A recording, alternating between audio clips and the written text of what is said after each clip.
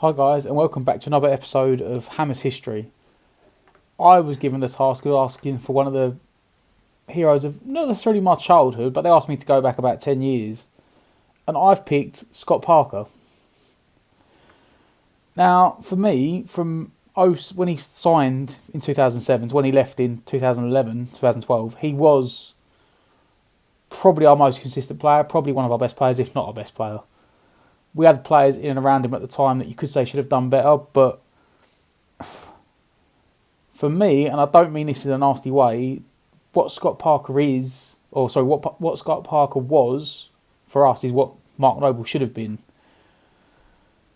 You know, we signed him for $7 million from Newcastle. He did get about a bit in the Premier League, and he did play for a lot of the London teams, but he played 113 games. His goals and assists weren't great, I suppose you could say. He had 10 goals and 4 assists, but it was the passion he had, the passion, the drive, determination. There were so many times watching West Ham that you could see Scott Parker just physically pull the players by the scruff of their neck and get them through a game.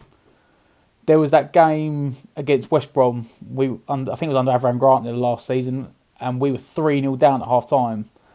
And Scott Parker gave the half time tee talk, not Avram Grant. Scott Parker gave it, and we came from 3-0 down at half time to draw 3-3. He won Hammer of the Year 3 times, so I'm clearly not alone in thinking he was a fantastic player for West Ham. He won it back-to-back, which not many players done at all. And the season we got relegated, he won the Football Writers Player of the Year in a team that got relegated. I don't know the last time a relegated team had a player that won an award, an end-of-season award. Like you don't see it happen. That tells you how good, even if we went got relegated, that he played. He did leave us to move on to Spurs, but at the time he was in the England team. You couldn't odds him leaving to go and further his England career. He didn't get much more of a career, but that was his chance. He had to take it. Having left Spurs, he spent 3 years at Fulham. Fulham got relegated, and he's now the Fulham manager.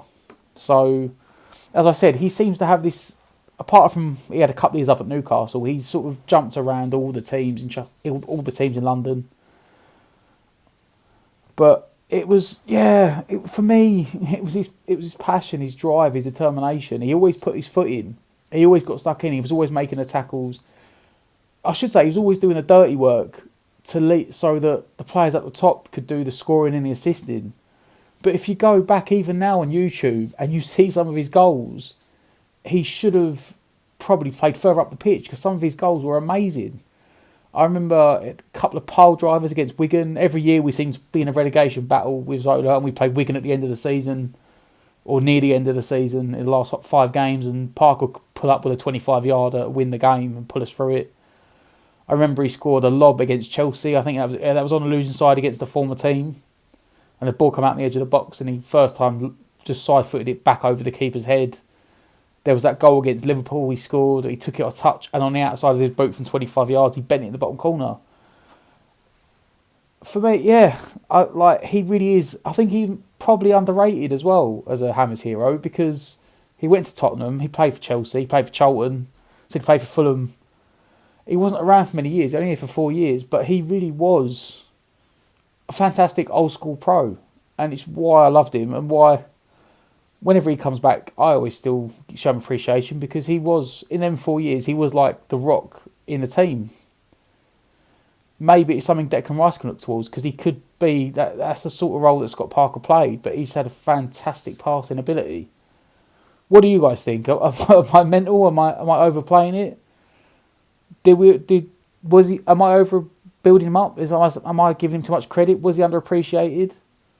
What do you guys think about him going to Tottenham? Me personally, for the service he'd given and where we were and where he was in his career, I didn't have a problem with it, but I know a lot of Tottenham fans didn't. Get your thoughts in. Tell me I'm an idiot if you don't like it.